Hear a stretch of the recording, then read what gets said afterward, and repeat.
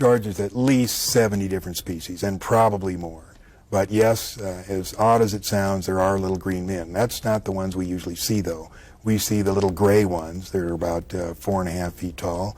And we see the ones that are called the Nordics. They're about 7 feet tall, look like us, but they're invariably blonde hair and blue-eyed. They're one of the species that we have on ice.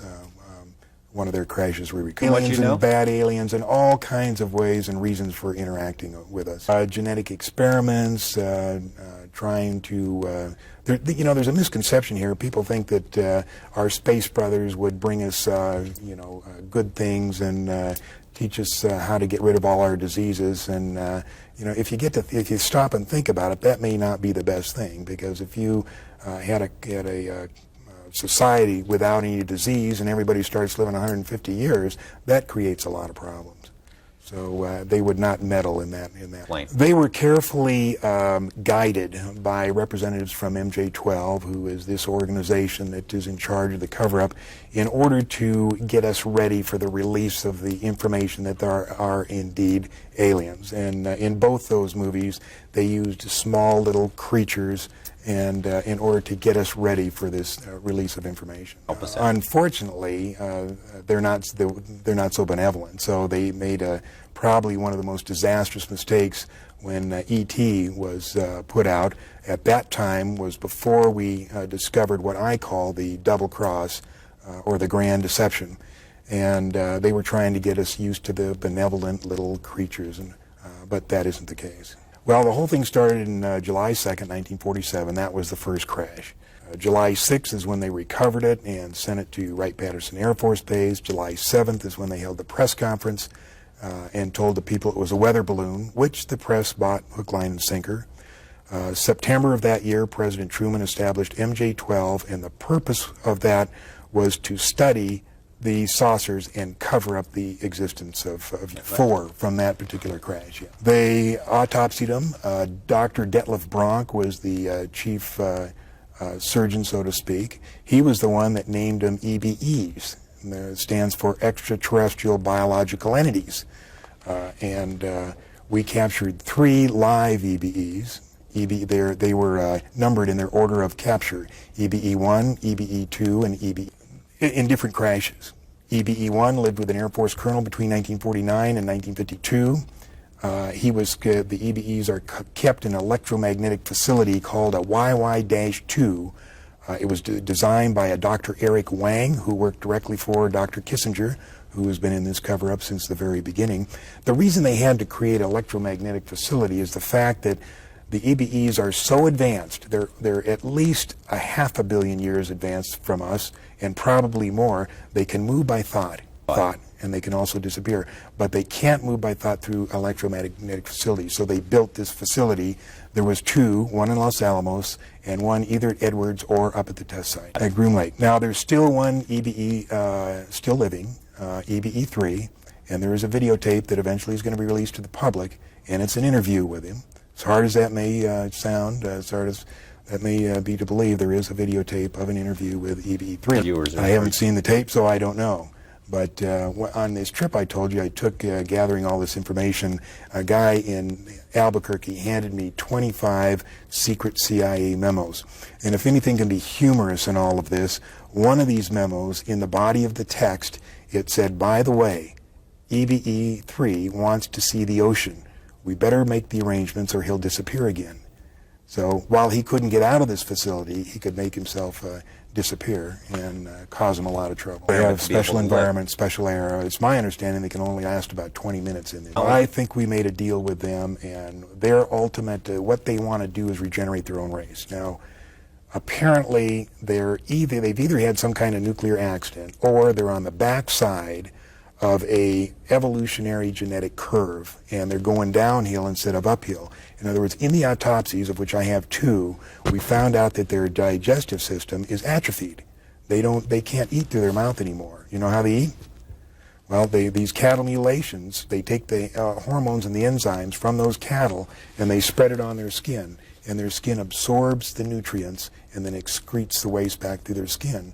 And if you read Whitley Strieber's book or listen to him talk, he's talks about when he's seen them doing this to their skin, and they're scraping the waist. Yeah, Strange Harvest was a good one, but another thing that happened here on March 4th, there was a documentary released on the best UFO photos that have been taken so far, including 1 minute and 38 seconds of videotape. Now, what happened is in November, this guy took these photos, took it into the TV station. They thought it was great, but nobody would believe it. So they spent 3 months checking the validity of the, authenticating the videotape and checking out the credibility of the witness. And when they had it all down, they put out this documentary, 30 minutes. I mean, it's ironclad. They're here. But do you think it got on the network? No, it was just showed locally in Pensacola, Florida, and they've had all kinds of physicists and scientists look at the film. It's absolutely authentic. There is nothing fraudulent about it, and it's really interesting. I just can't I can understand why the networks didn't pick it up, because each one is controlled by a member of MJ12. Yeah, there's 1 minute and 38 seconds of it. It's great, and on one morning, he goes out with his camera, and 3 of them show up, and he has a spectacular shot of 3 of them. And on one of the shots, they tip the saucer so that they can see up in the inside in the bright glowing ring of however. No, that's for sure. How does? Nobody's put the question to them because they've still got their stock response is the Air Force quit investigating UFOs in 1960. It's got something to do with what's going on now, and I can't even fathom what's going on. But it shouldn't be too long before we find out.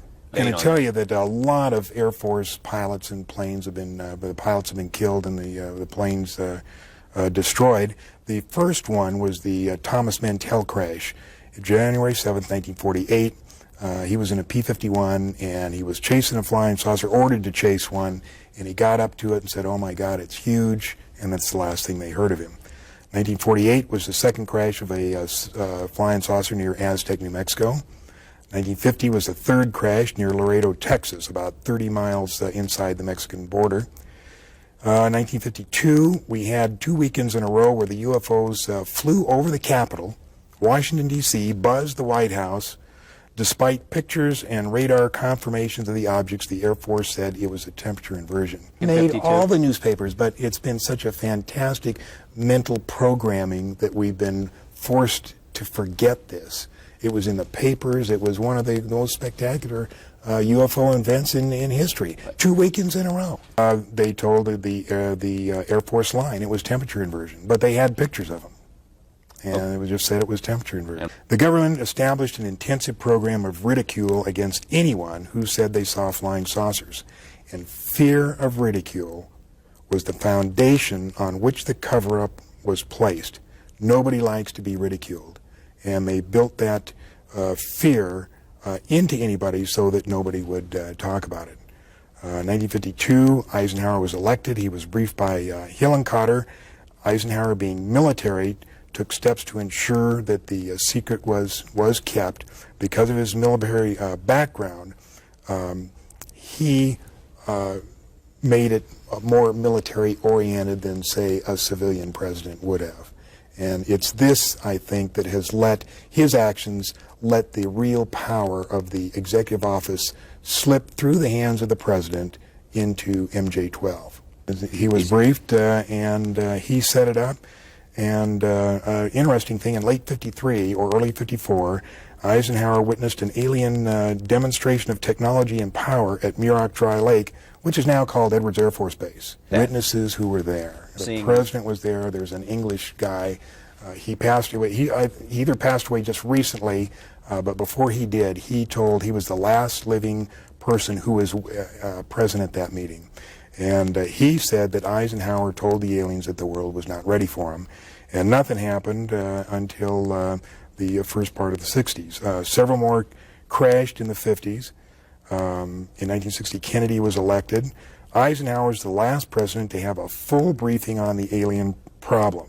There was a disdain of elected officials throughout the intelligence and military communities, and they just didn't like elected officials. So every president since then has not had high enough clearance to know the whole problem. Now they know there's aliens, they know we've recovered saucers, and they know that we're trying to get technology. But there are certain other things which probably only about 25 people on the face of this earth know. Now, on April 25th, 1964, was the first official communication between our government and the aliens. 3 saucers landed there by prearranged agreement. It was filmed by 5 high-speed cameras, 68,000 feet of film. The reason we know this is because in 1972, when they were going to release the first information about UFOs to the public, a very knowledgeable writer, his name was Robert Emenegger, was asked by the agency to write a documentary, which he did. And they were going to release this thing, and we had the whole history of the UFOs, and the last part of the documentary was the footage of the saucer landing. But in 1973, when they're ready to go, we had Watergate, and they were faced with 2 problems. Number 1 is they didn't think the public could handle 2 traumatic experiences at the same time, and number 2, they thought that the public would perceive this picture of aliens and spacecraft as a ploy by Nixon to divert the attention from Watergate. So they shelved it. The documentary actually came out. It was narrated by Rod Serling, but instead of the real footage, they had drawings of these flying saucer landing, and they said, Rod Serling says, let's consider an event that could possibly happen in the future or may have already happened. But it did already happen. But what happened? No, he said when he was during his campaign, he said, if I become president, I'll make every piece of information this country has about UFO sightings available to the public and the scientists. I'm convinced that UFOs exist because I've seen one. But MJ-12 got to him, and they explained how important it was to keep it a secret. And apparently he agreed with them because we never heard anything from Carter. At the end of the 60s, when then I believe we made a deal, 1973, 1980, were cattle mutilations. 14,000 cattle mutilations all over Canada, United States, South America, and we believe that they used the parts of the cattle for food or genetic experiments. And there was a documentary made by Linda Moulton Howe called Strange Harvest, and we were particularly prevalent around Colorado, New Mexico, Arizona, and Utah. And it was a documentary made by Linda Moulton Howe for the CBS affiliate in Denver. There have been some humans. It's a very, very sensitive subject. I'm going to steer away from that. But I will tell you that since the beginning of this year, there have been over 200 animal mutilations on Long Island. It's supposedly a big secret.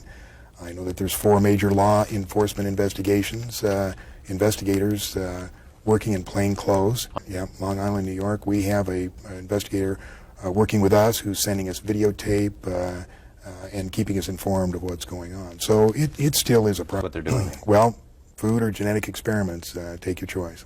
That's one of the stories when we began to discover what I call the Grand Deception was in 1979, and apparently there was some kind of clash.